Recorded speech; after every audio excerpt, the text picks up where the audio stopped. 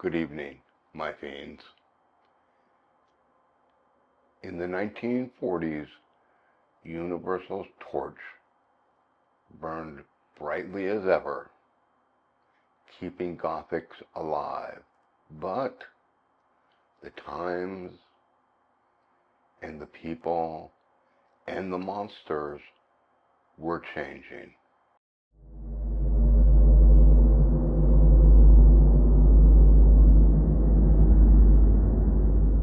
Welcome back to the Geriatric Goth, and today we're going to take a look at some monster films from Universal in the 1940s.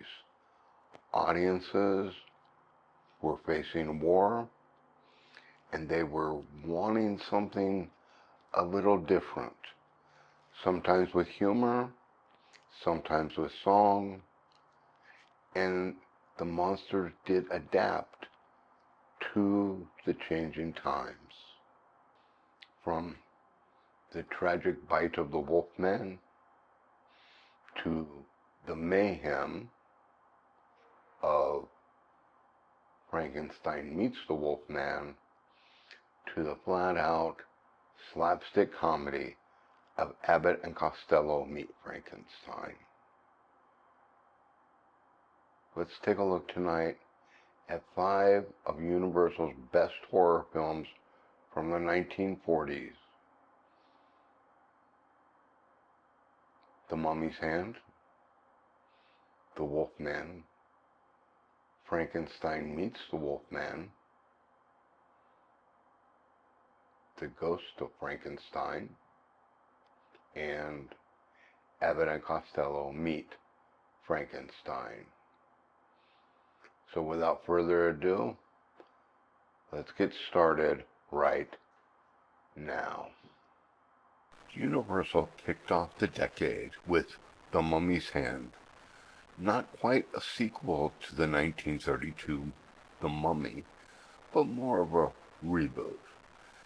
Out went Boris Karloff's tragic Imhotep, and in came Kharis, the shambling, bandage-wrapped menace who defined the mummy mythos for the next decade. This film set the template for The Mummy's Tomb, The Mummy's Ghost, and The Mummy's Curse. Shot on a shoestring budget with sets recycled from other films, The Mummy's Hand still managed to create something strangely compelling, a mix of pulp adventure and supernatural horror. It's less about atmosphere and more about action. Think of it as Indiana Jones with more dust and fewer jokes. But it brought the Mummy firmly into Universal's monster stable, and that's worth raising a sarcophagus lid for. If the 1930s gave us Dracula and Frankenstein, the 1940s belonged to The Wolfman. Released in 1941, The Wolfman introduced Lon Chaney Jr. as Larry Talbot, the unlucky soul cursed to become a beast beneath the full moon. This wasn't the first werewolf film, but it was the one that set the rules. The full moon, the silver bullet, and the tragedy of a man doomed by fate. Chaney's performance is heartbreaking, a sympathetic monster in the grand Universal tradition. The makeup by Jack Pierce remains legendary, even if the transformation scenes were done with the simplest of crossfades. Director George Wagner infused the film with haunting atmosphere, mists crawling through ancient woods, villagers whispering of curses, and a sense that destiny itself is the real villain. The Wolfman was a smash, cementing Lon Chaney Jr. as Universal's new horror star and giving Universal one of its most enduring creations. By 1942, Universal's Frankenstein series had become its own little universe, years before Marvel thought to do it. The Ghost of Frankenstein sees Lon Chaney Jr. taking over as a monster, with Bela Lugosi returning as the scheming Igor. The story picks up right where Son of Frankenstein left off, as Igor convinces yet another Frankenstein descendant to revive the monster, with predictably disastrous results.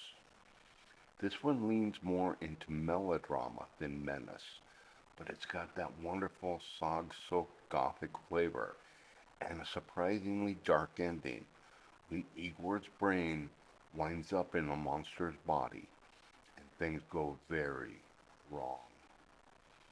It's a film that shows Universal learning to recycle its mythology, sometimes clumsily, sometimes brilliantly. Then came the Monster Mash to end all monster mashes. Frankenstein Meets the Wolfman. This was Universal's first true crossover, and it's a wild, glorious experiment. Lon Chaney Jr. reprises his role as the tormented Larry Talbot, who seeks out Dr. Frankenstein's secrets in hopes of ending his curse. But instead of peace, he finds, you guessed it, another monster. Originally, Bela Lugosi's monster was meant to speak, using Igor's brain from the Ghost of Frankenstein. But test audiences laughed at his accent coming from the creature's mouth. So Universal cut the dialogue, leaving Lugosi to lumber in silence. Despite that, the film's atmosphere is superb.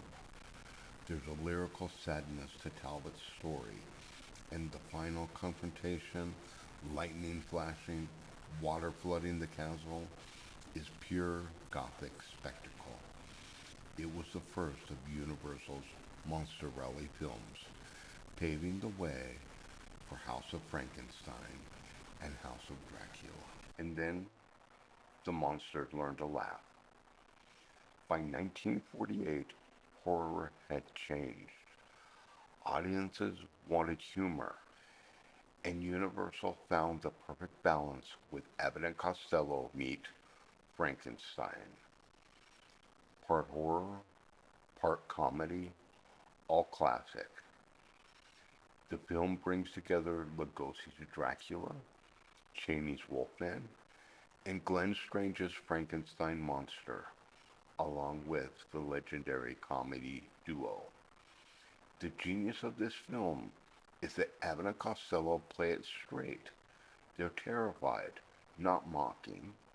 Meanwhile, the monsters are treated with respect, never turned into buffoons.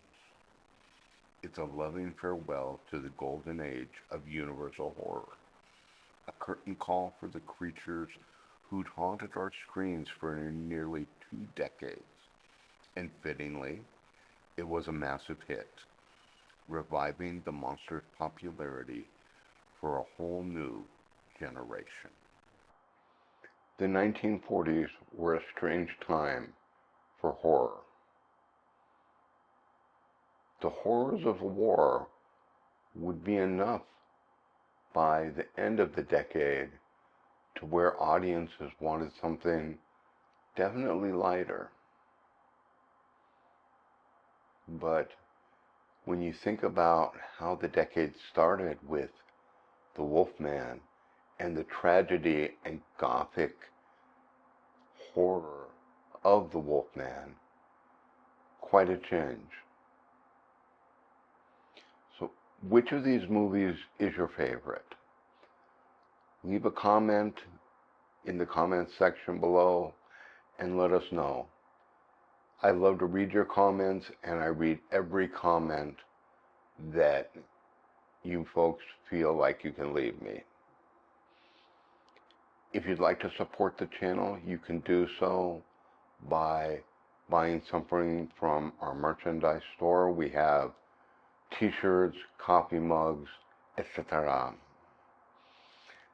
And you can also donate to the channel through the Buy Me a Coffee app. I'm thinking about starting a Patreon, and let me know what you all think about Patreon. Is that something you'd be interested in seeing from the Geriatric Goth?